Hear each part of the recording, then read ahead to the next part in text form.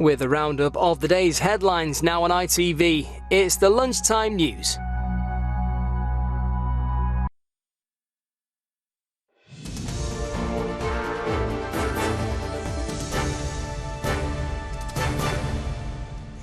Good afternoon. We come on air with some breaking news this afternoon. Just as the Prime Minister is about to make a statement in Downing Street, it follows the chaotic scenes and drama of yesterday in Parliament. Well, today, more Conservative MPs called for Liz Truss to quit. Well, let's go to our political editor now, Robert Peston, who is in Downing Street. And Robert, what are we expecting to hear from the Prime Minister? So what I am told by members of her government is that we are expecting her resignation statement, which is absolutely extraordinary because it was only 5.5 weeks ago that I was here when she stood at that podium and became our Prime Minister. This has been the most chaotic, tumultuous period that any Prime Minister has endured. Much of the harm, people would say, was self-inflicted. And so I am, as I say, expecting a resignation statement. What I'm not clear about is whether she is going to go with immediate effect or whether there will be a timetable and she will, in effect, stay on as a caretaker. The pressure on her has been building ever since that calamitous mini budget, those tax cuts that set markets reeling and interest rates rising, set in train a series of events that mean that mortgage rates, what people pay to borrow to buy their homes, has gone up very significantly, and that in turn caused an utter slump in the popularity of her party. Day after day, her MP colleagues have been getting more and more depressed, fed up with what's going on. And then yesterday, we had the most chaotic of days that I've actually ever lived through in this job, which started with an advisor to her being suspended for briefing against a former Chancellor. Then we had the Home Secretary, one of the holders of one of the great offices of state, being sacked for a security breach, and then that extraordinary chaos that we saw in the lobbies last night, with Tory MPs being bullied, they said, to vote for fracking, something they did not want to do, and that chaos caused by a total split between the Chief Whip and the Deputy Chief Whip, whose jobs are to organise MPs, and that place over there, Downing Street, the Chief Whip wanted the vote to be what's known as a vote of confidence in the government. That put maximum pressure on MPs to vote the way that Liz Truss wanted them to. But then, at the end of the speech in the House that was about, on the debate about fracking, the relevant minister said it wasn't a confidence vote. And as I say, the scenes that then followed in members' lobby were chaotic in a way that none of us have seen. I, because of the sort of frenetic nature of events, I didn't get to sleep till pretty late, so I was rather astonished that at 1:30 yesterday morning, I actually got a text from Downing Street, 1:30 in the morning, telling me that actually, after all, it had been a confidence vote, and anybody who'd voted against the Prime Minister would be disciplined. So I've tried here, Lucrezia, just to give you a sort of nutshell of the sort of madness in politics that we've been experiencing. Now, any minute now, we're going to see the Prime Minister come through that door. And actually, I'm sort of slightly shaken by the idea that I think it was only on September the 6th that I was standing here as she announced a brave new dawn. You'll remember that she talked about the imperative of cutting taxes to get the growth rate up. She thought that would make her an extraordinarily popular successor to Boris Johnson. Her poll ratings, her popularity with the public are worse than for any Prime Minister, actually pretty much in sort of since polls have been carried out, which is, Robert, as I say, the reason why she's going. Robert, it's interesting. We saw pictures of Liz Truss from PMQs only yesterday, where she says she was a fighter, not a quitter. This lunchtime, we've got at least 16 of her own MPs calling for her to step down. It just shows really that there's palpable bitterness running through the party now. Well, that's exactly right. I mean, the big meeting this morning was when Sir Graham Brady... Oh, she's coming out now, and Sir Graham Brady, as I said, delivered a rather unpalatable message to her. OK, we're now going to hear from the Prime Minister, Liz Truss. I came into office at a time of great economic and international instability. Families and businesses were worried about how to pay their bills. Putin's illegal war in Ukraine threatens the security of our whole continent, and our country has been held back for too long by low economic growth. I was elected by the Conservative Party with a mandate to change this. We delivered on energy bills and on cutting national insurance. And we set out a vision for a low-tax, high-growth economy that would take advantage of the freedoms of Brexit. I recognise, though, given the situation, I cannot deliver the mandate on which I was elected by the Conservative Party. I have therefore spoken to His Majesty the King to notify him that I am resigning as leader of the Conservative Party. This morning I met the chairman of the 1922 committee, Sir Graham Brady. We've agreed that there will be a leadership election to be completed within the next week. This will ensure that we remain on a path to deliver our fiscal plans and maintain our country's economic stability and national security. I will remain as Prime Minister until a successor has been chosen. Thank you.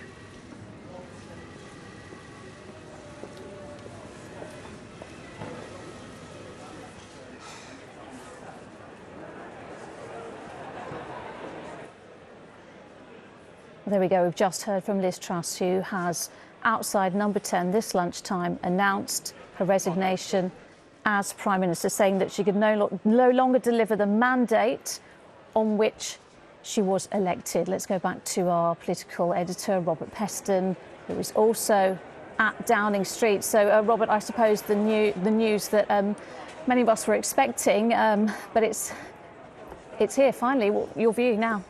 Well, it is an earthquake, as as you know, I said just a couple of minutes ago, this is what I thought that she would say, but it is still shocking to hear it. I mean, she has been Prime Minister since September the 6th. She is the shortest serving Prime Minister, I think, probably ever.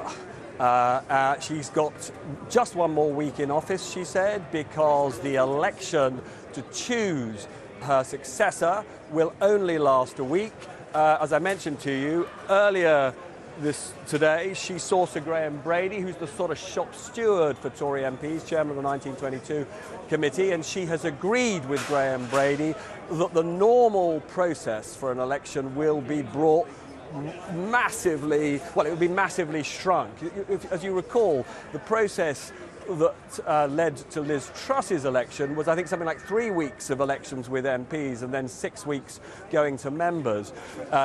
She has just said that that electoral process will be done by the end of next week, which suggests to me that there will not be any ability for members, the 160-odd thousand members of the Tory party, to have a say, that this is going to be stitched up by MPs.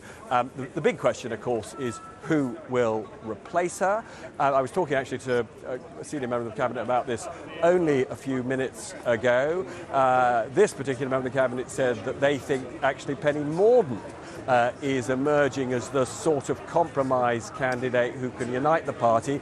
But that said, the candidate who has clearly the most support from the maximum number of MPs is Rishi Sunak. The problem that Rishi Sunak has is there are many MPs on the right of the Tory party who hate him with a passion, and the question is therefore whether he can unify the Tory party at this very challenging time for the government.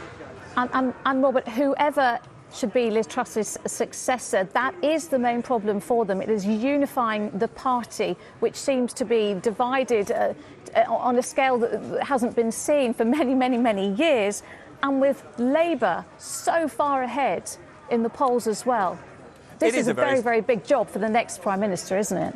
It is a very split party. It was remarkable in recent days to see Liz Truss tack from the right, where she positioned herself during the leadership campaign, to employ people on the left of the party, like Jeremy Hunt as her new Chancellor, who has reversed all her tax cuts and is about to cut public spending. But that has alienated many on the right of the party. So, as you say, it's a very divided party. But we should also be under no illusion. It's not just uniting her party that is the challenge. She also is bequeathing to her successor a very serious economic crisis. We are only just through that astonishing market turmoil where government bonds were plummeting, the cost for the government of borrowing going through the roof. Now, the appointment of Jeremy Hunt and those tax U-turns has stabilised things, and the prices of those bonds has gone up a bit. The price the government pays to borrow has fallen a bit. The price that all of us pay to borrow has fallen a bit. So there's been stability brought, but the big questions: what other taxes to go up? Which bits of public spending should be cut? Those questions have not been sorted. In fact, until the chaos of yesterday, it was clear that what Liz Truss wanted to do was stay in office at least till Monday week, October the 31st, which is when the Chancellor is delivering his, effective budget. It's called a medium-term fiscal plan, when we will know the shape of some very painful spending cuts to public services and tax rises. All right, Robert, for the moment, thank you very much. We're now going to go to the Deputy Political Editor, Anushka Starner, who is in the central lobby of the House of Commons. And Anushka, throughout the morning, there's been a steady stream of Conservative MPs calling for the Prime Minister to go. Now they've got their way. Yeah, it became completely untenable. You know, in 15 years in reporting on politics, I've never seen anything like this. It felt as if the Conservative Party was imploding. Everyone you spoke to was saying that she was finished. The thing that was delaying them was those conversations about whether they could come to a unity candidate. Although, as one MP said to me, there's never a unity candidate in the Conservative Party. Often it's about who they think can win. And right now, they were staring down the barrel of defeat. David Davis, who was a former leadership candidate, said to me, this is now an existential threat for our party.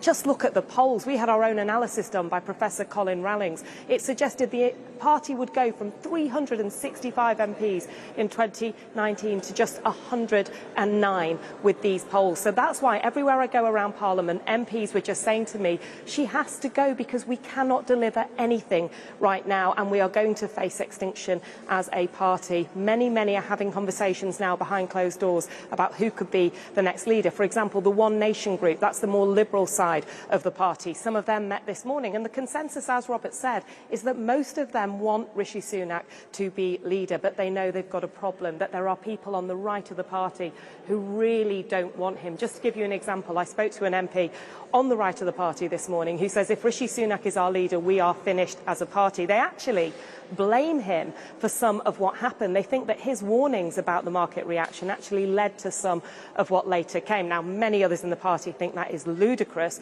but they're starting to wonder whether Rishi Sunak cannot be the unity candidate, and therefore that's why those other names are coming up. Jeremy Hunt, who has impressed everyone with what he's done in the past few days, stabilising the market. But again, as Robert said, Penny Mordaunt, I keep hearing that name where I go. The question is, will they agree to something in here that means that it's just done by MPs and then all other candidates drop out, or will they all want to go to a short vote of members in which all of them might fancy their chances? As I understand it, offers have been made from one potential candidate to another and turned down.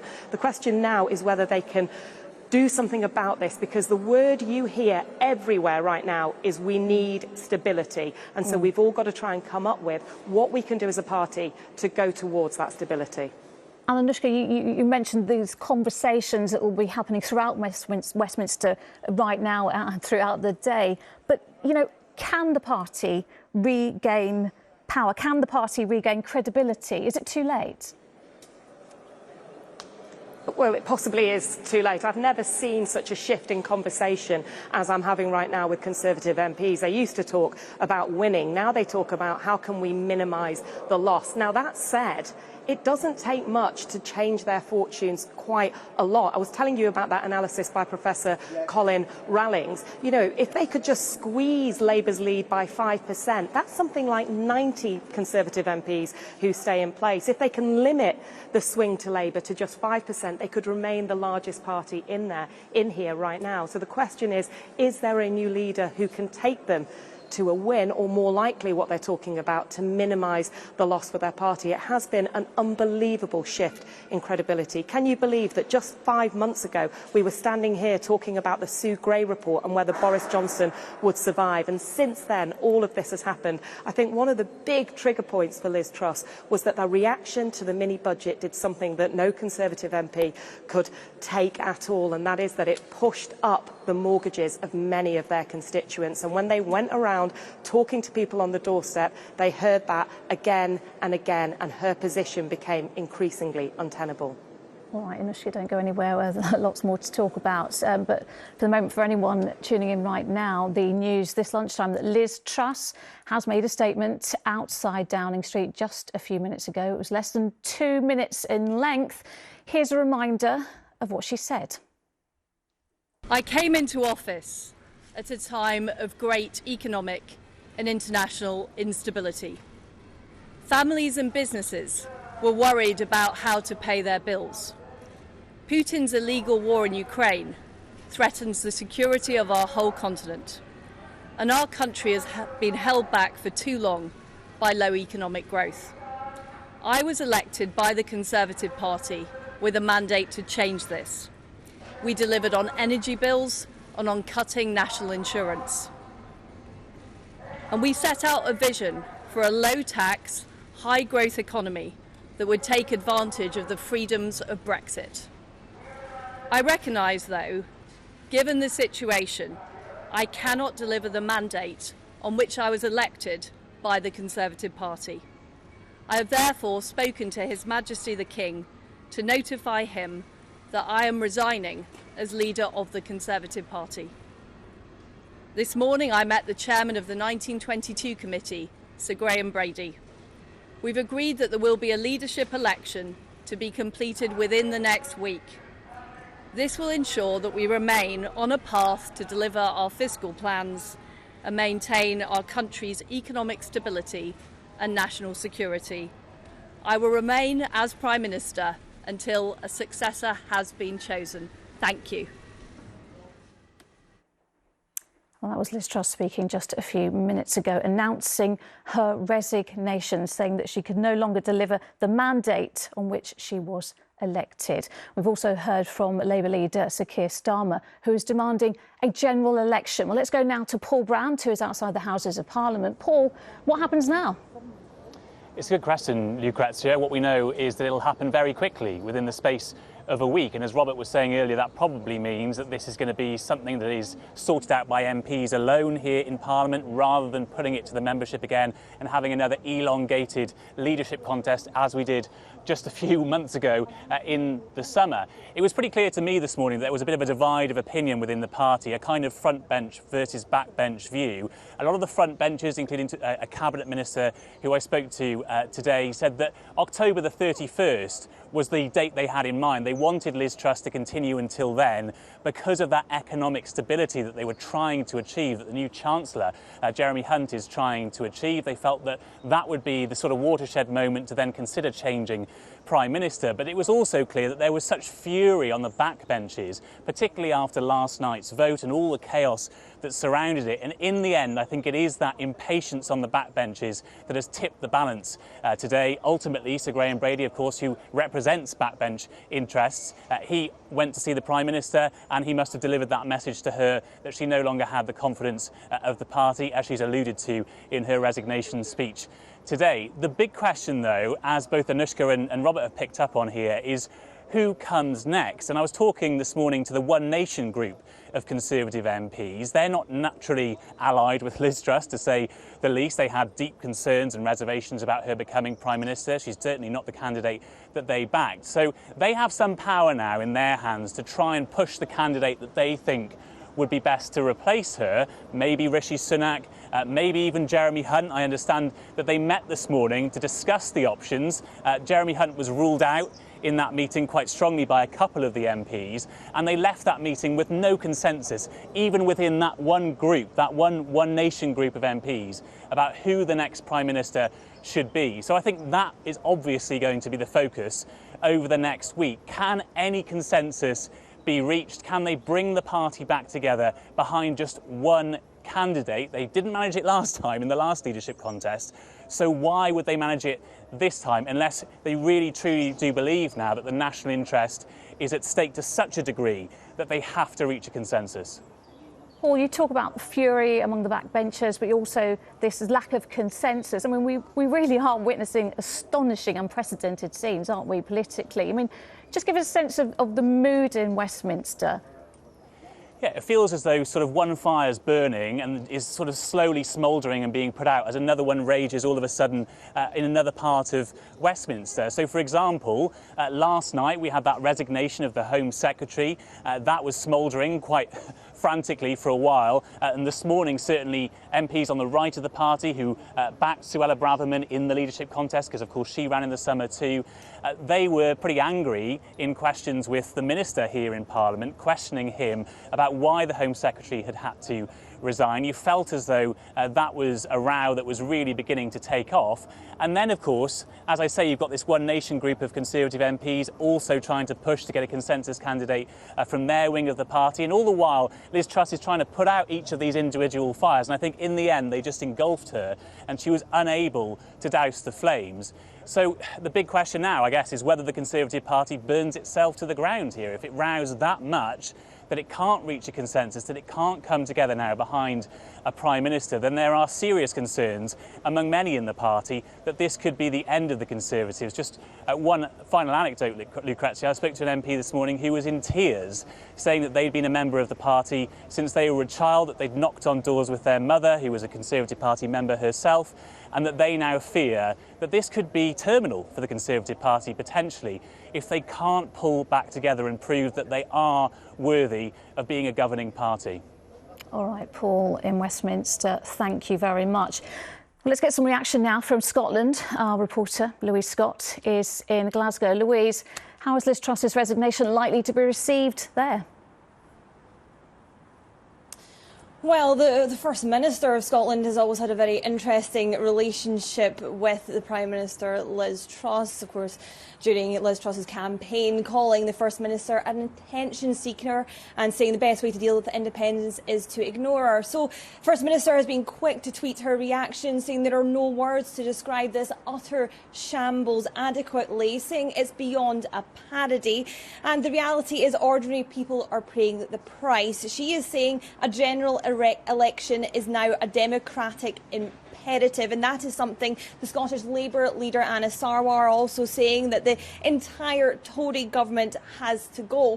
First Minister hasn't actually had a formal meeting yet with Liz Truss, and she said she'll now wait for whoever will become the fifth Prime Minister during her time as First Minister. We're yet to hear reaction from the Scottish Conservative leader Douglas Ross. He was down in Westminster yesterday. As far as I believe, he's up in his constituency today, dealing with constituency matters. He was someone who backed Liz Truss.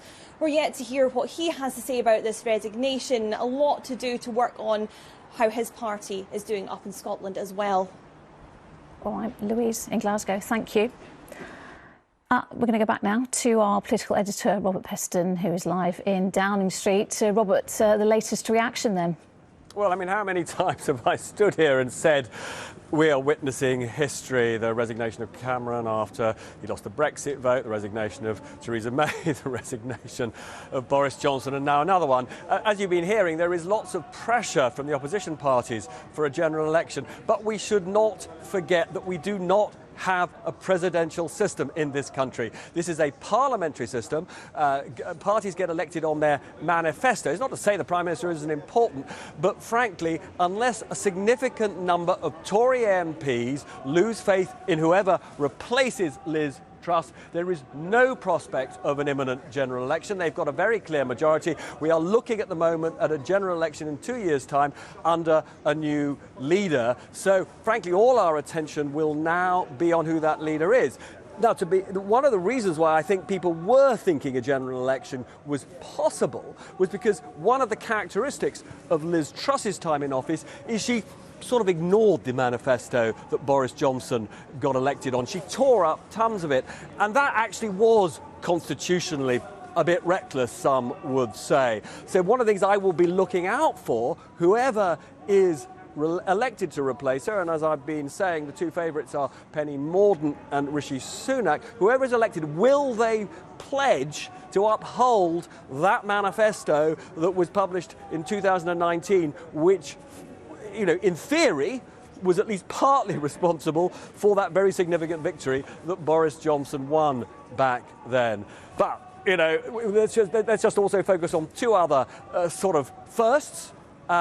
There has been no modern period where we have had three prime ministers within the lifetime of a parliament. We're about to get that. And no prime minister, by the time that Liz Truss resigns, will have served for less time than she has. She's been prime minister for 45 days. She will go at roughly 52, 53 days. That really is just a sort of blink of an eye in terms of political history. Quite astonishing. It is astonishing, Robert, and to think that only this morning we had the Transport Secretary, Anne-Marie Trevelyan, saying that, you know, Liz Truss would be staying in the job at least until tomorrow. It just really shows how much a state of disarray the party is in. I suppose that's, well, you're certainly right, there is utter chaos, and whoever comes in has to sort of basically bring the party back together, calm things down, appoint people in Downing Street who also make decisions in a rational way, bring some order to all of it. But it was very striking when Anne-Marie Trevelyan was doing her loyal duty of going out and talking on behalf of the government this morning. She never once said she thought that the Prime Minister Liz Truss would lead her party into the next election. She simply said that she was sticking by the Prime Minister for now. And, you know, it turns out for now it was just 3 hours. All right, Robert, for the moment, thank you very much. Let's go to our North of England reporter, Sangeeta Lal, who is in Bolton for us this lunchtime. So, Sangeeta, we've just heard from Liz Truss, who has resigned as Prime Minister. What are people there saying? Well, I mean, I've been speaking to people here all morning, asking them how they feel from day to day, how they feel with the rising cost of living and the situation in Westminster. There is one word that has been repeated time and time again, and that word is dismal. And I'm joined by Pauline and Elaine. You both have heard the news of Liz Truss resigning. How do you feel about Westminster at the moment? Well, they haven't got a clue what they're doing, have they? I don't know what to say. Go on, Pauline. Well, they couldn't run Parliament because the way they are going, that party's about all they can run. And to be fair, it's a good job she's gone, really, isn't it? And I mean, just how difficult is it to get by from day to day at the moment? Here in the north of England, it's very, very difficult, and no one cares. Do you feel like no one in Parliament cares? No one cares. Yeah. No, We're no one struggling cares. with bills, heating, food. You know, no matter how hard you try, we the are. Hospitals even, you're sitting 7 or 8 hours in a hospital waiting room before you get seen. It shouldn't be like this. We've paid into it, you know. It's not free. We've paid into the system, national insurance. It shouldn't be this way. And what did you feel about when you've been seeing all of these, you know, scenes of described as chaos unfolding in Westminster? We now have another Prime Minister that's resigned. How does that make you feel about your day-to-day life? It won't get any better. They're a joke. It's simple. They should have left Boris where he was, because the rest are rubbish anyway. Yeah. You can't actually say they're rubbish, but well, they're not good, are they? They haven't got a clue what they're doing. I mean, if they did, this country would be in a better state.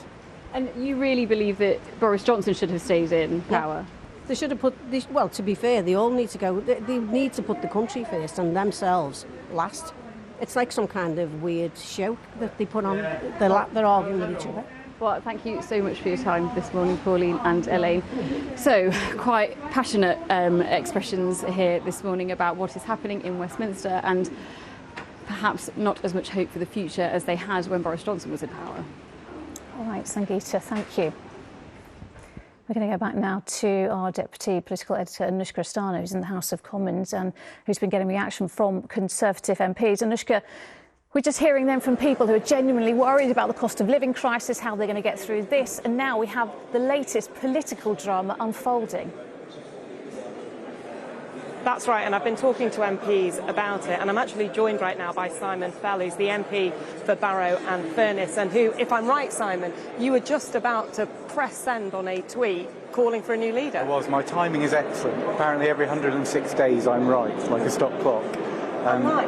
Why did it come to this? Well, I think what we wanted was stability. So we've seen the results of the pandemic, we've seen everything we've had to live with as a result of that, disruption in the markets, and we just weren't seeing calm. And what we really, really need now is good governance. We need someone who can steady the ship. When Jeremy Hunt came in, we saw that in the Treasury, but we just weren't getting that leadership from the top. And the vote last night was a perfect example. And tell me about Barrow and Furness. What are people telling you about this situation? So when I've been out knocking on people's doors, what they've been telling me is they feel sorry for us. They recognise the challenges we've had and what we've been through, but they're really worried about their future. And what they want is someone who's running the country, who's really got a grip of things, who can show them actually they're on their side. They're fighting every single day for them. And all of this stuff that goes on here, well, all this stuff going on here is a distraction. And the more distraction there is, the less able we are to get a grip, to get on and demonstrate to people we're fighting. Do you feel sorry for Liz Truss?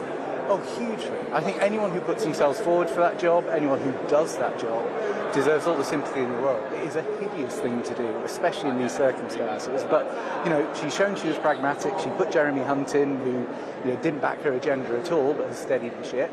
And now she's stood down. She recognises we needed change. And you're on the One Nation side of the party, is that fair to say? So the more liberal side of the party, I guess. Who do you want to be leader and how do you want this to be done? So I really want to see who comes out first, but I ended up backing Rishi last time round. I think he's... You didn't originally, though? No, so I backed Tom Tugg, another One Nation candidate. That's definitely the side of the party I'm from, but right now we need someone who we can all unite behind. Because I think what the country needs to see is that we are here competently governing, putting rivalries to one side, putting disruption and machinations to one side and just getting on with the job. And here's the problem you've got. So you supported Rishi Sunak. You would like to see, I presume, Rishi Sunak as Prime Minister. Yeah. And here's the thing. You can say he was right about the financial situation, but there are colleagues of yours on the right of the party who say to me, your party's finished if he's leader. How are you going to compromise over this? Well, I think what we need to demonstrate is that we're not just leading from the left or the right of the party. We are taking the truly talented people who've got experience under their belts, who know how to get into a department and run it well, and we're putting them all in cabinet. We're filling the ministries of state with people who know what they're doing. It doesn't matter what their political ideology is, it matters that they're governing for the country. And I think under Liz Truss we saw too much of people like her in government. We need that broad spread, and I think that's how you start to get the different wings of the party back together. And obviously it's about, for you, the people of Barrow and Furness, but what about your party? Was your party on the edge of destruction through all of this? Well, the polls weren't looking great, and for what it's worth, a poll is a poll. I don't really stand by where they were. Would you have helped Barrow and Furness with Liz Truss as leader? Well, not on those numbers, no. But I think now we've got an opportunity to steady things, and that's what this has got to all be about, because whether I'm an MP in 2 and a bit years' time or not, the important thing is people recognise that the person in number 10, the team around them in number 10, is governing for them and in their interests. And that's where we've got to get. And just finally, with your conversations, Jeremy Hunt's ruled himself out. There are issues with Rishi Sunak, though you would back him. What about Penny Mordaunt as a possible leader? Penny is a very, very talented person. We have a lot of them on our benches. So I hope we can have a good, very quick contest, unify around someone and just get back to the business running the country. Has this been very emotional for you? It's fair to say last night was not my best moment, but I'm feeling in a way quite relieved that we are where we are.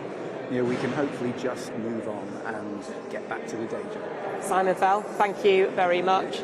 And so there you have it. That's what MPs are thinking about now. They knew that they wanted Liz Truss to go, and now they're concentrating on who comes next. Anushka, thank you. Well, breaking news this lunchtime, the Prime Minister, Liz Truss, has resigned. Our coverage continues with Julie Etchingham at Downing Street. Well, thank you very much indeed, Lucrezia, and good afternoon from Downing Street, where yet another monumental political moment has occurred behind us here. If you're just joining us, the Prime Minister, Liz Truss, has announced her resignation after only 45 days in office. After her disastrous mini-budget and after a chaotic vote in the Commons last night, Conservative MPs spent the morning queuing up to tell her to go. About half an hour ago, she said she would. She spoke to the nation, the podium was out here behind us, saying it was clear that she could not deliver the agenda she was elected to pursue. I came into office at a time of great economic and international instability. Families and businesses were worried about how to pay their bills. Putin's illegal war in Ukraine threatens the security of our whole continent. And our country has been held back for too long by low economic growth. I was elected by the Conservative Party with a mandate to change this. We delivered on energy bills and on cutting national insurance. And we set out a vision for a low-tax, high-growth economy that would take advantage of the freedoms of Brexit. I recognise, though, given the situation, I cannot deliver the mandate on which I was elected by the Conservative Party. I have therefore spoken to His Majesty the King to notify him that I am resigning as leader of the Conservative Party. This morning I met the chairman of the 1922 committee, Sir Graham Brady. We've agreed that there will be a leadership election to be completed within the next week. This will ensure that we remain on a path to deliver our fiscal plans and maintain our country's economic stability and national security. I will remain as Prime Minister until a successor has been chosen. Thank you. A pretty short statement and a reasonably calm Prime Minister as she delivered those words. Heaven knows what had been going on behind the door just in the few moments before that. Let's cross to Anushka now, who's in the Commons, for some reaction. Thank you. Yes, I'm joined now by Andrew Bridgen MP. And look, there were MPs last night who were telling me about pushing letters of no confidence under the door of Sir Graham Brady, the chairman of your backbench committee. He went to see the Prime Minister this morning. How many letters of no confidence do you think he had received? I think if he'd set the threshold at a third of the party, given the fact that on paper Prime Minister Liz Truss had a 12-month amnesty without challenge, if he'd set the bar at a third of the party, that would have been breached. I'm absolutely convinced. So I think well over 120 Why? letters. What led you to this place? Look at the polls, look at the Prime Minister's performance in the chamber, the fact that she brought forward policies which she couldn't deliver. The market wouldn't let her, and effectively she'd actually had to adopt the economic policies that were espoused by Rishi Sunak, the man who lost the leadership election, and he'll feel fairly vindicated, I think, today. Do you think he'll be the next leader? I think there's going to have to be a coming together of all the major candidates, all wings of the party, and we need a government of all the talents from the Conservatives, and there's going to have to be some egos sacrificed for the greater good of the country and the Conservative Party. We're drinking in the last chance saloon. The public won't wear any more of this. The last chance saloon for your party? Absolutely. If we can't sort this out and all unite now around a Prime Minister and a new team representing all wings of the party, the only alternative will be a general election, and I don't think many Conservative MPs are looking forward to that. So you think there could be a general election soon? If we can't come together and form a solid, coordinated government. This is one of the most disastrous premierships that any of us have ever seen, given the length that it has gone on, given how much has gone wrong in that time. Whose fault is that? Is that the fault of Tory members? Tory members bought into promises which ultimately could not be delivered. In the final, I supported Rishi Sunak. We did warn what would happen if those policies were enacted, and I think we've been vindicated. I think if we can move forward now with a cabinet and a government representing all wings of the party, and we can coalesce around a new Prime Minister, I think what's happened over the last 6 weeks will be forgotten to an extent in 2 years and seen as an aberration. I don't mean to be rude, but you said you have to push down some egos. I'll be honest, among MPs there are a fair number of egos. Is the whole party really going to agree on a top leadership team and on a top leadership person? If we can't now, and whoever wins unite around them, well, the only alternative will be a general election. I think that will focus minds, given where the polling is at the moment. And if we can't do that, well, we'll deserve all we get from the electorate. I think it would be a great shame because I don't think the electorate will forgive us, given the situation in Ukraine, the fuel prices, the cost of living crisis has got to be dealt with. They're looking for now stable and competent government. If we can't deliver that, then we have to get out. When was the moment that this became inevitable? Oh, it was inevitable over a week ago. The events of yesterday, Suella Braverman's sacking or resignation, and the bit of a debacle in the chamber last night over the chief whip. This is a debacle. I was there. Have you ever seen anything like it? I've never seen anything like the goings on we've seen in Parliament. I don't think the public have, and that's why we're languishing. And the public are fed up with it, aren't they? They're as fed up of it as most of the Conservative backbenchers. We've now got a chance to put that behind us and move forward. We either grasp that opportunity, there aren't any more opportunities coming our way, and we don't deserve any more if we drop this one. And just finally, on a personal level, how are you feeling about Liz Truss right now? On a personal level, she'll be tremendously bruised. I think she's looked shell-shocked the last week or two, to be honest. She's made the right decision. She's done the honourable thing, and my heart goes out to her that speech that many Prime Ministers have had to give, not necessarily after only a few weeks in office, is tremendously painful. It takes a lot of courage. And, what I will say is she's a proper Conservative. She tried to deliver on her manifesto pledges that she was elected on, but that wasn't tenable. OK, Andrew Bridgen, thank you very much. And this is the trouble that the Conservative Party has right now. They all want to agree. But how does a party with such disparate views, with over 300 MPs, possibly agree and unite around one candidate? It's going to be quite a rocky week for the party. I think that's saying something for sure. Anushka, thank you for the moment. And you joined us again in Downing Street alongside Robert, who was here with me when we saw Liz Truss come out to make her statement. I mean, for those who are just joining us, Robert, just take us through what happened and what happens next. So we're going to get a week-long election contest. We're going to find out very soon from the sort of General Secretary, as it were, of the Tory MPs, Sir Graham Brady, what the rules of that election will be. But Liz Truss has already told us it's only going to last a week. That implies to me that the decision is going to be taken only by MPs, not by the members. And she, for me, it was obvious she had to go 6 days ago. I was in the room that's just behind you, in Downing Street, where they hold press conferences, and that was when Liz Truss came out, told us that she'd sacked her Chancellor, she was tearing up the mini budget, and she sort of said she got it. I don't know if you remember, but I said to her, look, you've done enormous economic damage. Your party's reputation for, economic competence has been shredded. That's probably the greatest asset it had. Will you apologise to your members and to your party? And she didn't. She just sort of said, I'm doing the right thing now.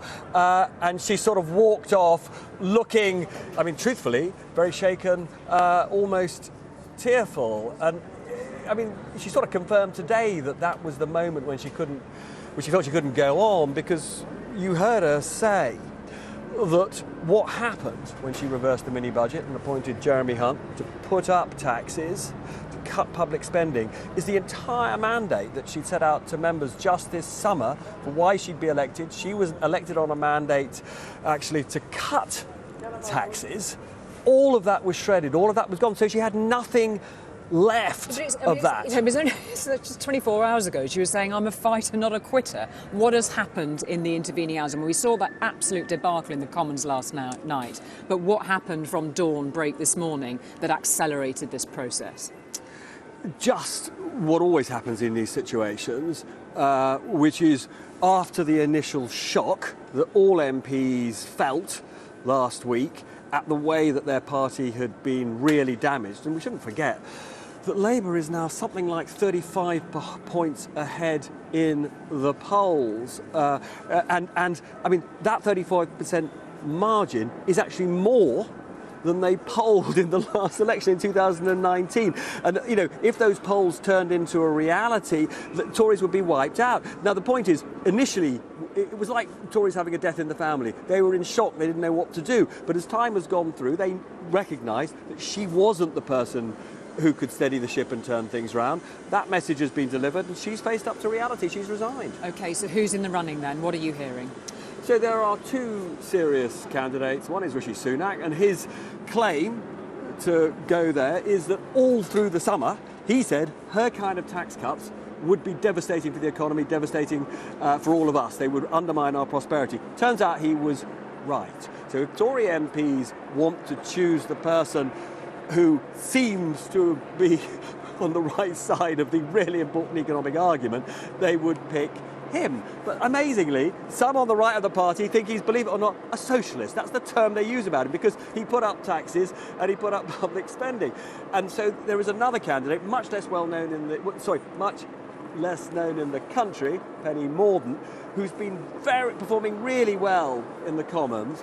People like her, and if they're looking therefore for a candidate who could unite, I mean, Anushka was talking about how divided this party is, Penny Mordaunt might be chosen as the candidate who can bring these warring factions in the party together. OK, for the moment, whilst we grab some umbrellas, we'll leave it there and we'll cross, because of course this is a story with nationwide impact. We're going to cross to Wales now, and our reporter Rhys Williams, who is live outside the Senedd in Cardiff, for some reaction there, Rhys. Yes, indeed. I was going to say that the Prime Minister and the Welsh Government had a poor relationship, but the truth is they didn't really have a relationship. We know, of course, that the Prime Minister hadn't actually spoken to the First Minister, Mark Drakeford, on the phone, but we have had a reaction from Mark Drakeford within the last few minutes, saying this has been a complete and utter failure of government, with everyone in this country now having to pay the price. The deep division within the UK means that any successor will face the same challenges. So a general election is now the only way forward for the country, he says, perhaps unsurprisingly. We've also had a statement from the leader of the Welsh Conservatives, Andrew Davies, who's known for his loyalty to UK Conservative Party leaders and prime ministers. He says the Prime Minister has done the right thing and stood down. People, wherever they live in the United Kingdom, are rightly concerned about the cost of living crisis, and the new Prime Minister must grip this situation quickly and provide leadership, confidence and hope to people across the UK. And the Conservative Party must rise to this challenge and deliver for people across Wales and the United Kingdom. And tensions really have been high here at the Senedd in Cardiff Bay over the last few days. In particular, if you might remember a couple of days ago, those remarkable scenes that we showed you from inside the Senedd chamber with the First Minister, Mark Drakeford, totally losing his temper, shaking with rage as during an exchange with Andrew Davies over the Welsh Ambulance Service, which is under a lot of pressure, of course, failing to hit its targets. And it's run by Labour here in Wales, of course, but we heard the First Minister accusing the leader of the Welsh Conservatives of opportunism, of course, saying that it was the mess being caused in Westminster that was largely to blame. So, of course, a really tense situation here, but that's the initial reaction here from Wales. There will be some parity. And how disappointed are you? Just one more question. How disappointed are you in this? This is the third Prime Minister in 4 months. The public must be looking at this thinking, what on earth is going on? This is the governing party. Absolutely. And they are not running the country. I think we're deeply conscious of the imperative of the national interest of resolving this clearly. Thank you. Should there not just be a general election, Sir Graham? Should there not just be a general election? How can you continue to keep deciding the next Prime Minister? Isn't the matter. Will there definitely be two candidates going forward as membership? The party rules say there will be 2 candidates unless there is only 1 candidate. So if somebody drops out, it could only be 1. If there is only 1 candidate, there is only 1 candidate. Do you expect that to happen? I really can't give you any more detail. Whose idea, again, was it to have this contest truncated to 1 week? Was it Liz Truss's idea, or was it your proposal? I think it's a matter on which there is a pretty broad consensus. And is that because of just be allowed to stand. Are you live? Thank you. Are you live? Ian.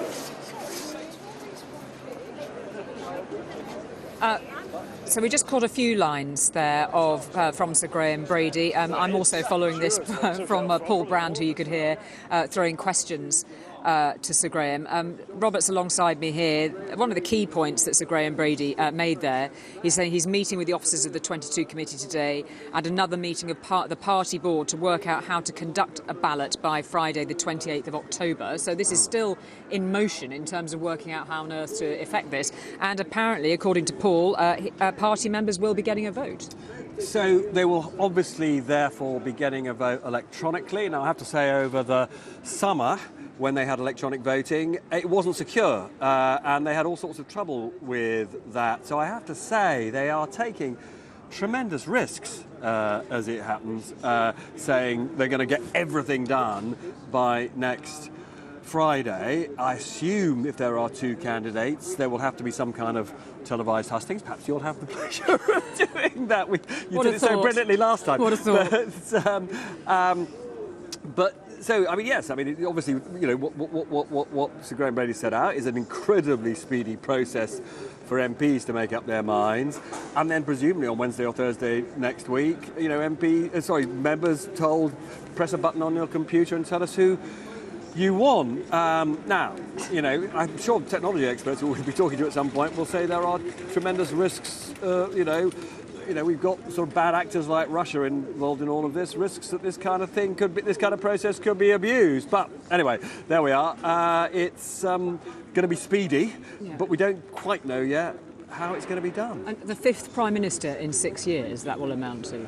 I mean, it is incredible. We've been joking recently about 4 chancellors in 4 months. I mean, one of the aspects of all of this that actually, if you are a patriot, I think we all are, is that quite a lot of the rest of the world is slightly laughing at us at the moment. We had this sort of reputation for having very stable government, stable parliamentary system. It is true that compared to some countries, you know, power passes peacefully. But in the past, British politicians have mocked other countries, like Italy, for the numbers of, you know, for the rapidity with which governments fall and, you know, new leaders get chosen. Well, frankly, we look a bit like Italy used to look. Yeah, it's interesting. I was talking to a German journalist recently, and she said she could hardly bear to sort of send another story back because she actually felt sort of quite mournful about what she'd been witnessing here. And I sort of understand that reaction. I mean, I spend quite a lot of time talking to businesses and investors, both British and overseas ones. And actually, one of the reasons they've traditionally backed Britain is because of the stability of our system. And you know, there was a comment in an analyst's report by somebody I respect who just said that Britain's now got a reputation for being badly governed, which is a pretty depressing thing to read. Well, we can cross now to Paul. Thanks for the moment, Robert, who's got another MP with him. I think, Paul, I can't see it, but I know you'll take us through it. Yeah, hi Julie. I have got an MP just standing by, but let's recap for a moment there on what Sir Graham Brady has just said in this huge statement as he walked out of Parliament to decree how the next Prime Minister will be chosen. And we know it will yet again be down to Conservative members. He confirmed to me when I asked him in that statement that it will be a vote by Conservative Party members that selects the next Conservative Prime Minister. Of course, they'll go through a process here in Parliament too to narrow down the candidates. MPs, as they did last time around in the summer, will narrow down the candidates. He said that process should be concluded by next Friday, and that is key, of course, because we've got that budget, or whatever they want to call it now, on the 31st of October. So that will mean that we've got a new Prime Minister in place before then, presumably to tweak things again in terms of economic policy, potentially. Before that statement is announced on the 31st. He said he's meeting with the 1922 executive, so the officers of that powerful committee that decides internal party procedure. He's having that meeting today. Also a meeting of the party board, which is a separate authority, and they will work out the exact rules. He wouldn't answer questions, for example, on what the threshold would be for MPs. How many votes would candidates need to get in order to proceed to the next stages of each round? There's been some suggestion that it could be quite a high threshold in order to expedite the whole affair. But let's bring in Richard Holden now, who's been patiently waiting here in the rain. Thank you so much. No problem, Paul. Richard, a lot going on this afternoon. Firstly, your views on expediting this process and choosing the next Prime Minister within a week, and going yet again back to Conservative Party members to choose a Prime Minister on behalf of the nation. Well, I think it's going to be a quick process now. I think what we've got to have is a situation in which the markets are stabilised. They've stabilised a little bit now, but we've got to get that economic confidence back in the country. I think we've seen, I was really glad that Liz reached out after the leadership contest and brought me into a junior PPS position. That was good, but I think it's quite clear that she just doesn't command that confidence in the parliamentary party. So sadly she's got to go, but we have to have a quick process in order to get everything moved on very quickly now. You supported Rishi Sunak last time around. You did a lot of work on his campaign. Will he run again? Certainly he'll run again.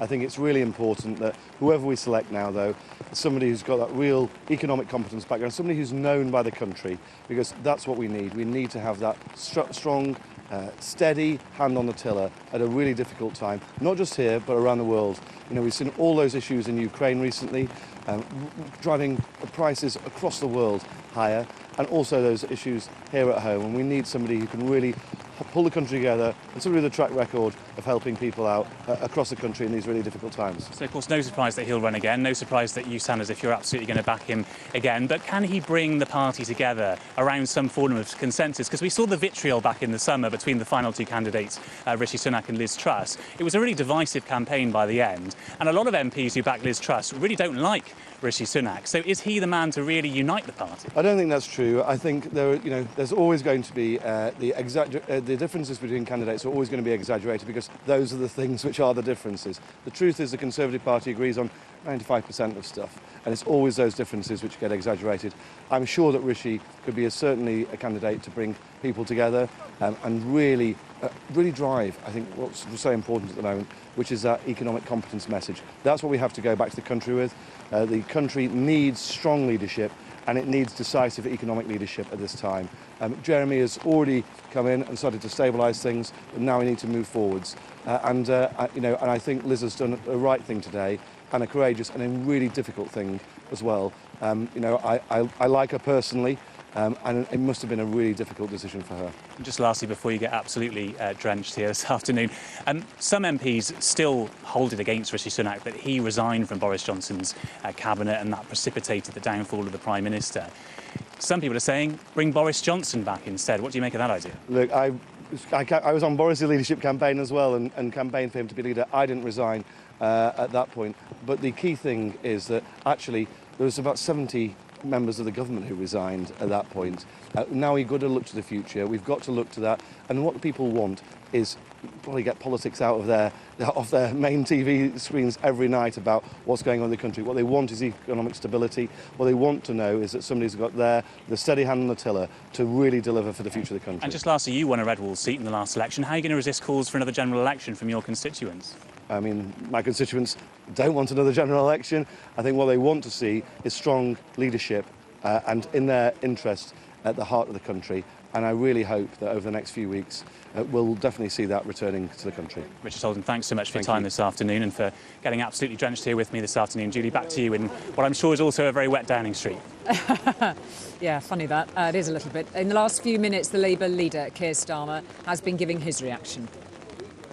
Well, what a mess. And this is not just a soap opera at the top of the Tory party.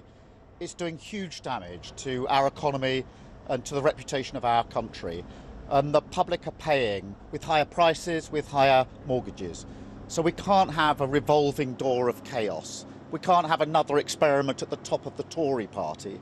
There is an alternative, and that's a stable Labour government. And the public are entitled to have their say, and that's why there should be a general election. So it's Keir Starmer speaking just in the last few moments, and Robert, just an instant reaction to that. He's calling for a general election, but concretely there is no clear path towards that happening, is there? I mean, people will be asking that question. They'll need to know what mechanism, if anything, there is. Well, he can call all he likes. I mean, as I said to you earlier, this is a parliamentary system. It is not a presidential system. Parties are elected on their manifestos. If a leader goes, it is perfectly proper for the leader to be replaced by, a government. Now, let's be absolutely clear. We are in uncharted territory. We've never seen 3 prime ministers in the course of a parliament, and that is what we are now going to see. And of course, there are probably millions of voters who think this is not proper.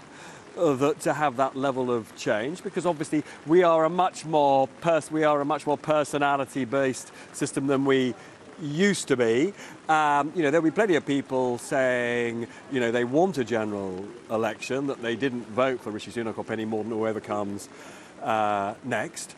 But unless Tory MPs, and they have a clear majority, decide to have a general election, unless there's a terrible split down the middle, or for some bizarre reason they just decide to go to the country early, and this would be like turkeys waiting for Christmas, given the state of the opinion polls, there is no route for Keir Starmer to get his general election. OK, for the moment, Robert, thank you very much. Let's go back to Anushka, who's with an MP who's quite keen to get Boris Johnson back. Anushka. Yeah, that's right. I do want to talk about Boris Johnson, who was just mentioned, because actually we had some exclusive polling on Robert's show last night, which was interesting. Among the general public, Rishi Sunak was in the lead, but among Tory voters, Boris Johnson was in the lead. And there are MPs, like Paul Bristow, who's the MP for Peterborough. You want him back?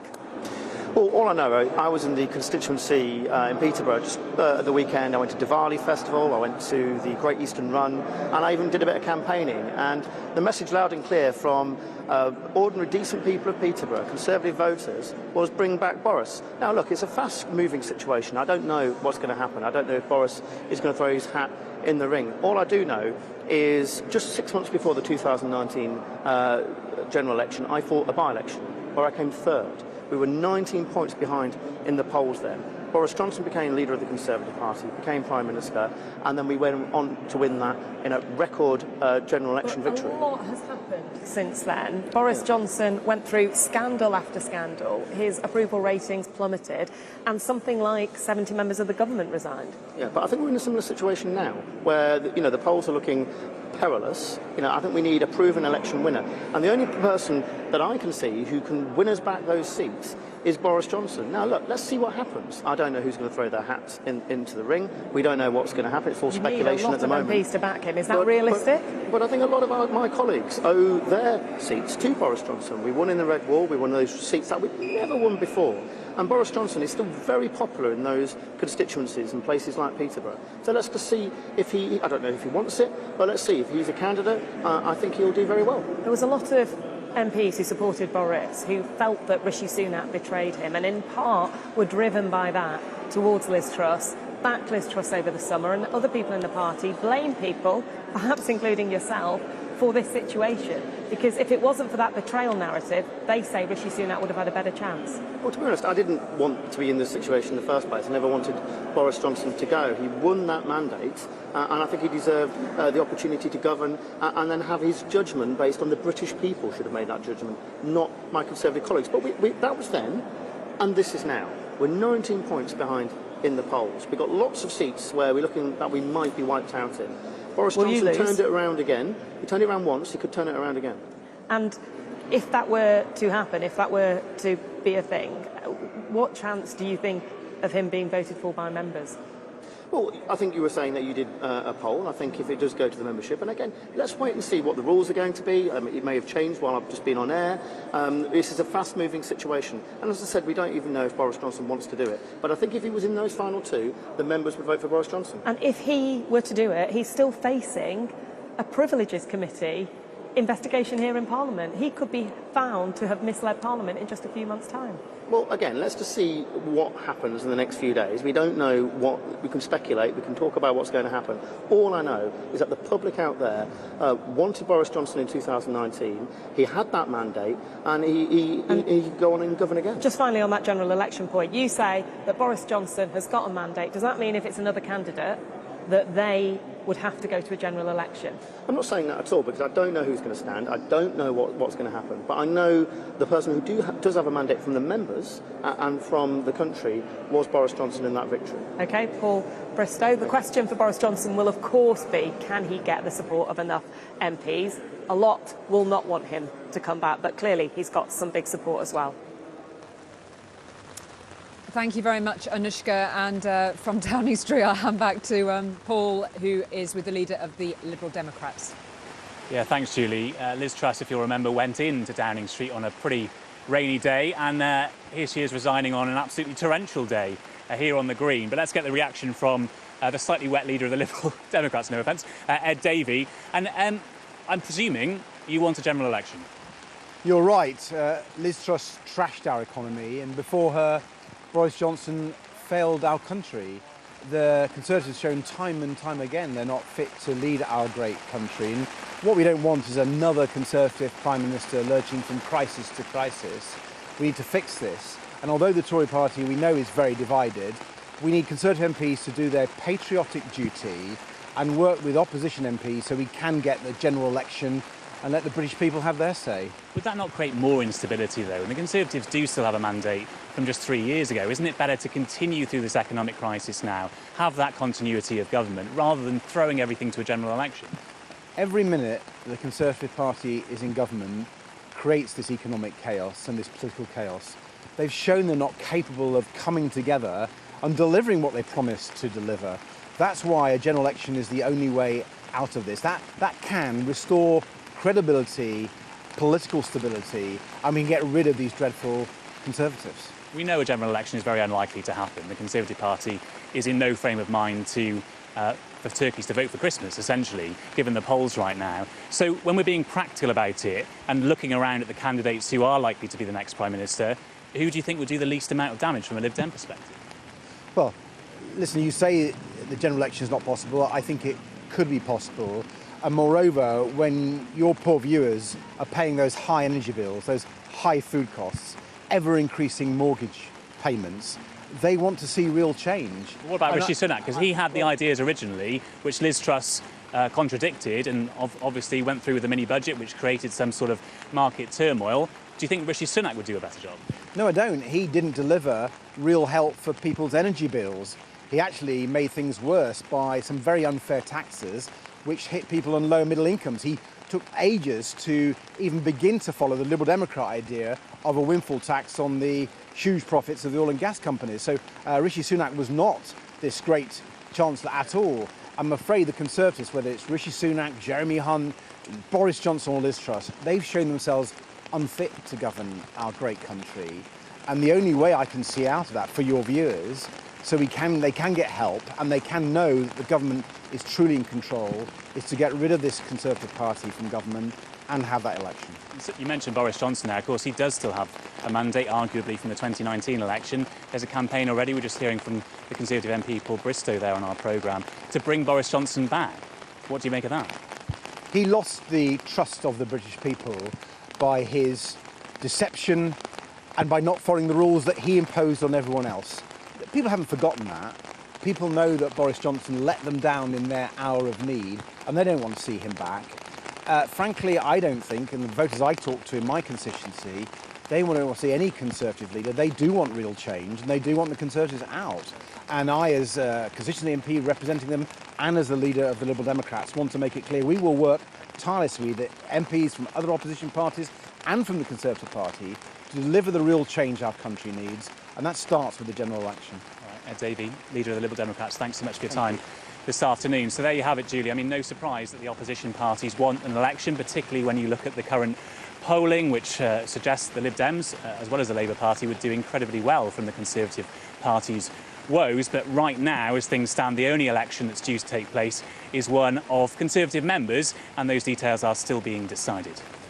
Indeed, and one that's supposed to draw a conclusion, Paul, within just over a week's time. Well, we can cross now to our North of England reporter. There'll be many people in constituencies in the North of England, of course, who've been promised so much by the Conservative government. We're going to cross to Bolton and Sangeeta Lal, who's been getting reaction there from people that the Prime Minister's resigned. What have they been saying, Sangeeta?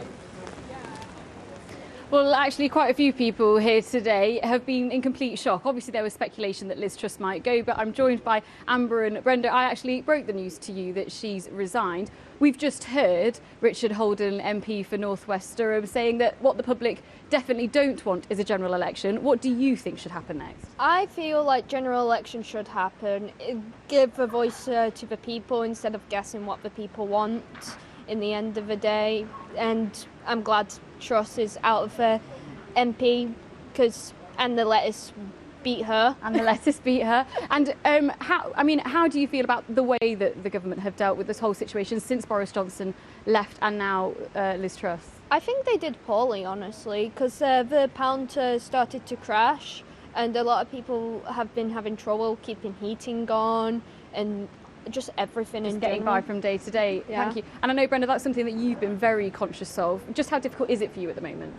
I think it's chaos. It's absolutely chaotic at the moment. It's hard every month now to budget for the gas and the electric. And like Amber was saying, with the pound at the moment and the Bank of England increasing the mortgages, we just don't know whether we're going to have enough money every month to be able to afford it, simply just to keep the house warm for the children. And specifically what you were talking about was the interest rate rising, wasn't it? Yeah, the interest rates on the mortgage. Obviously, I'm a homeowner and I've got to find extra money to pay for the mortgage as well as the gas and the electric. And Christmas is on its way, and with 2 children, how are we going to afford to buy presents at Christmas? If it's a choice of presents or heating the home and paying the mortgage, what do you think the solution is? Obviously, the Mayor for Greater Manchester, Andy Burnham, has tweeted in the last hour saying that there must be a general election, as well as other people announcing the same push for a general election today. But other MPs in the Conservative government say that's not what should happen. What do you think is best to happen next? Absolutely, there needs to be a general election. The people need to voice their opinions. That's not happened so far, and they can't just take that decision away from us. What do you think about some MPs who are coming out in the last few minutes saying that members of the public lost faith in Boris Johnson after everything that happened? How do you feel? I think we've lost faith in general with the government, with any party, and the people have lost faith. It doesn't matter who's coming along now at the moment, they're not keeping to their promises. Well, thank you so much for your time today. One of the main priorities that I'm hearing from so many people that I'm speaking to here in Bolton North East is also about the levelling up policy. It was one of the main reasons so many people here voted Boris Johnson in. They believed in him, they believed in the policy. They did not believe that Liz Truss could deliver it, and that is what they want out of the next Prime Minister. OK, Sangeeta, thank you very much indeed for that. We can cross to Anushka, who's in the Commons now, with a voice from Labour, I believe, Anushka. I'm about to give you a voice from Labour, Jonathan Ashworth, who is just behind me and is going to join us. But obviously what Labour are now really pushing for is a general election. The problem they've got is that there is no mechanism with which to force it. If the Conservative Party don't want a general election, they don't have to have one. And there might be intense pressure on them to do that, but they're not totally convinced that they want to, particularly given the polls. Jonathan, can I just ask you what your reaction is, first of all, to this? Well, now, it's pretty clear that the Conservatives have no mandate whatsoever to govern this country. The economic crisis people are facing with soaring mortgage rates is a consequence of decisions taken in Downing Street. People are facing mortgage rates of hundreds of pounds more a month because of Conservative ministers. And the idea now that Tory MPs in here can stitch together and force upon the country another Prime Minister by not involving the public whatsoever is completely unacceptable. We might be unacceptable to you, it's but unacceptable. they don't have to give you a general election. I think the country have had enough, and it's time for a general election now, and we need a Labour government to clear up this economic mess. You're talking about an economic mess, and it is a crisis. And, you know, we've seen from our reporters, people like Daniel Hewitt in North Shields, talking to your constituents in Leicester, we've seen how bad things are right now. Is what the country really needs a 3-month general election whilst politicians squabble, rather than perhaps you swinging behind a new candidate on the Tory side and supporting them to fix this? These Conservatives have given us a crisis.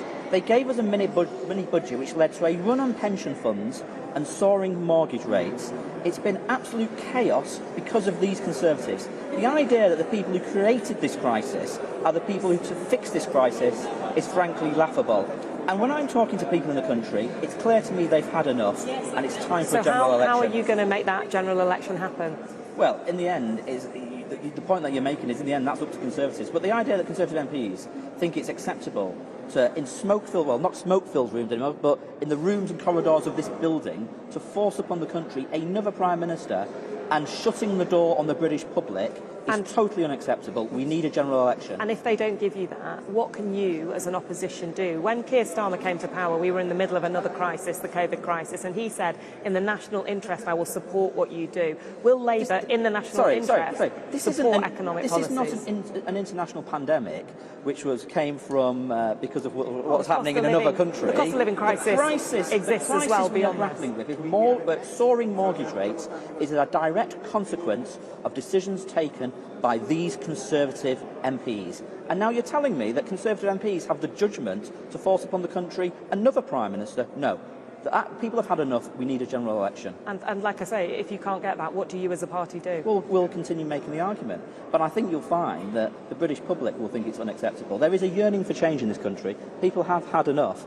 And if Tory MPs think they can deny the British public their rightful say in this, I think they're in for a shock. People have had enough. We need a general election. Jonathan Ashworth, who is the Shadow Secretary of State for Work and Pensions. That is Labour's position now. They say it is time for a general election.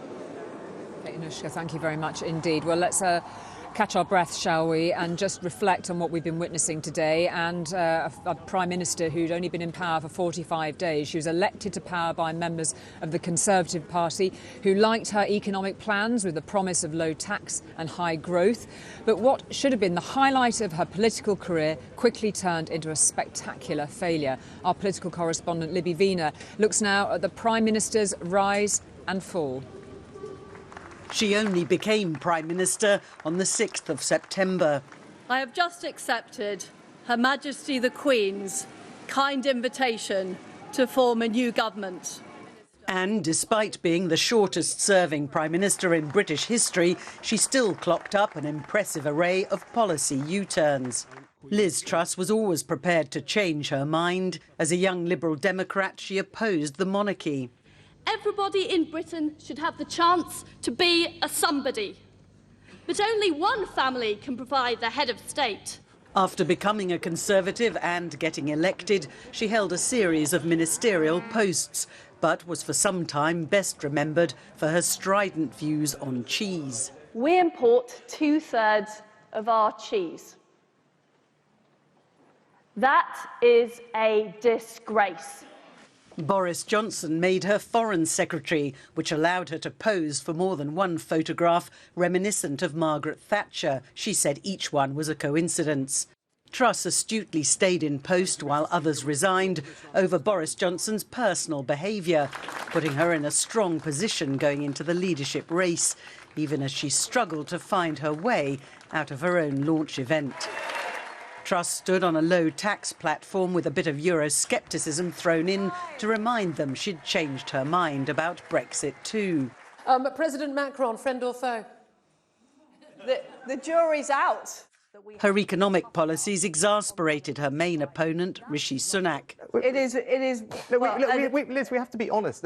We have to be honest. But borrowing your way out of inflation isn't a plan, it's a fairy tale. But the Tory party membership believed it, and Truss was elected leader.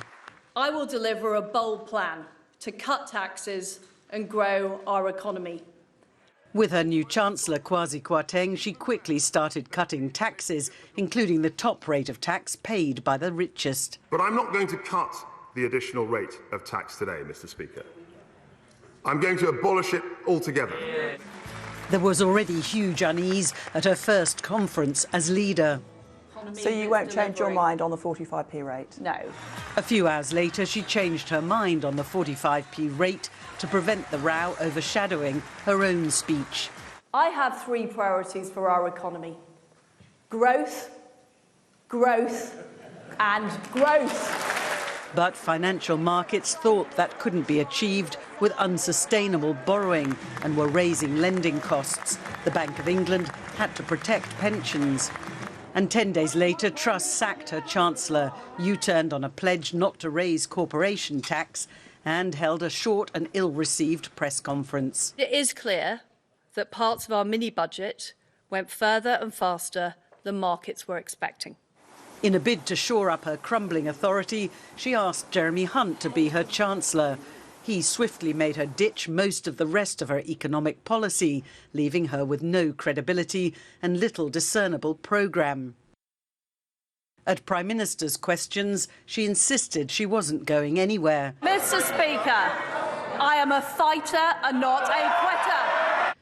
But then last night she lost another minister, sacking the Home Secretary, ostensibly over a security breach, but also after a fierce disagreement on immigration policy. Another disastrous misstep, trying to make a vote on fracking a confidence vote. More than 40 MPs failed to back her amid shocking allegations of bullying and intimidation in the voting lobbies. Overnight, a trickle of confidence letters had become a flood, MPs deciding enough was enough. She couldn't stay in post any longer. Libby Vina, ITV News, Westminster. Joined again by Robert. We've lost our umbrellas, thankfully, for a moment. The downpour, après le déluge, I think it's the phrase. One of the issues that is bubbling up in the conversations, particularly now that we know that party members are going to get the vote, is whether there is a route back here for Boris Johnson. Well, it is, as you say, the big thing we haven't talked about. Exclusive polling that actually we carried out for my show last night, Opinion Research did it for us, show that, believe it or not now, a majority of 2019 Tory voters think that the party was wrong to throw out Boris Johnson. Now, I don't think that is the settled view of Tory MPs. We've still got that investigation, parliamentary investigation, coming into whether he deliberately lied to MPs over those unlawful parties that were held there. But, you know, we should be under no illusion. Lots of voters love Boris Johnson. So one of the things that will be focusing Tory MPs' minds, and I think the majority of them think that it would probably be a disaster for him to come back, is if he signals a desire to come back, how do they stop him getting on that ballot of Tory members? Because again, polling seems to indicate that if it comes down to two candidates, Boris Johnson versus Rishi Sunak, Boris Johnson versus Penny Mordaunt, and the final decision is taken in just a few days' time by Tory members, they'll probably choose Boris Johnson. I can't really believe I'm saying that. We should mention he's in the Caribbean at the moment as well. I'm having a very nice time with it. But I can't really believe I'm saying that, given, you know, it was, you know, not much more than, you know, a year ago that he was engulfed in the mother of all crises, and yet it is a sensible thing to talk about.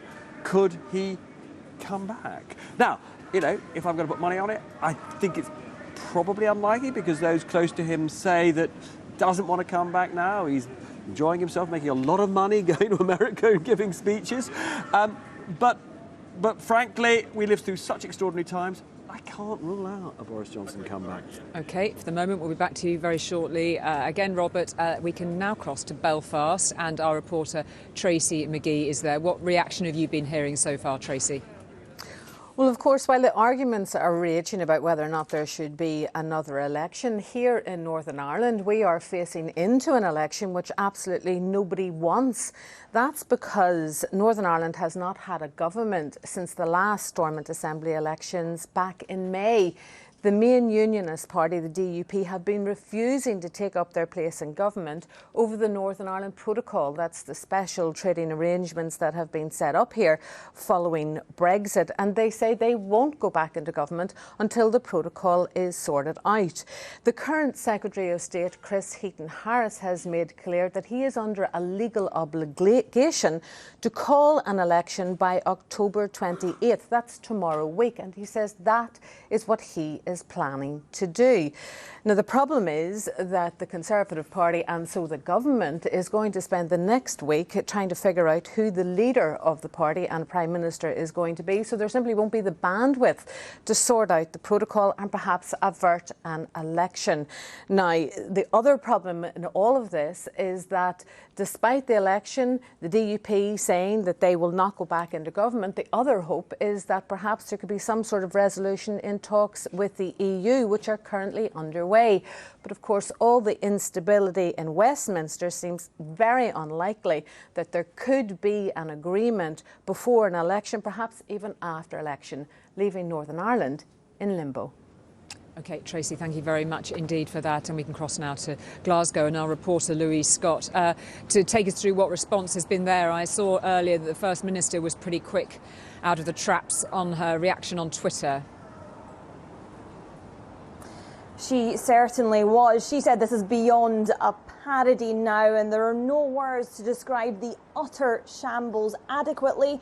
She is calling for a general election and says it is now a democratic imperative, and that is echoed by the Scottish Labour leader Anas Sarwar, who is saying this entire Tory government has to go. Now, the Scottish Conservative leader Douglas Ross, just this week, he said that he expected Liz Truss to lead them into the next general election. Well, he's now said in a statement that it is the right decision for her to resign, and there were no other options after recent events. He says we must now move forward quickly with the election of a new leader and Prime Minister, and says that it is vital that the party unites. Of course, this comes during another politically divisive time in Scottish politics, so it will be imperative for the Scottish Conservatives to find some sort of unionism in their party here.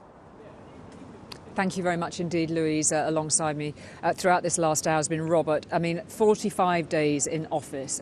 Have you ever witnessed a more calamitous collapse politically than this? No, I mean, it's traditional on these occasions to try and say something positive about a Prime Minister's term in office, and we should point out that she did put in place a very expensive subsidy to all our energy bills, although as part of her calamitous U-turn, she's cut that subsidy from 2 years down to 6 months. But I'm afraid what people will remember about those 45 days is chaos, and in particular a mini budget, which was actually a huge budget of tax cuts that blew up the markets, forced up interest rates, ruined the party's reputation for economic competence, and ultimately led to that extraordinary statement we saw just an hour or so ago, an hour and a half, where she says, I've no longer got a mandate, I've got to go.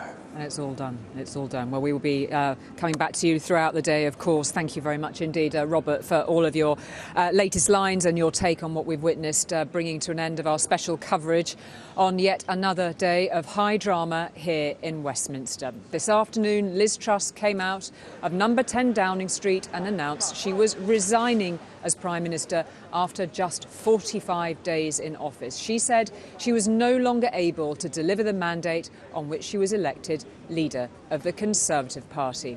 So now the race is on to find her successor, with the result of that contest in which the party members will have a vote expected by the end of next week. Charlene will be back for the evening news at 6:30. But for now, with all the latest from Downing Street, and of course you can keep up to date with all the events on our website from all of us here and across Westminster on another historic day in Downing Street.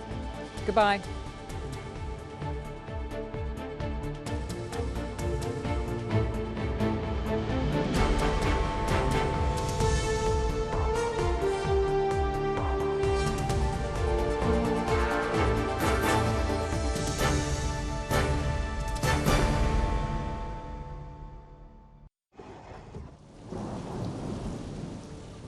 Not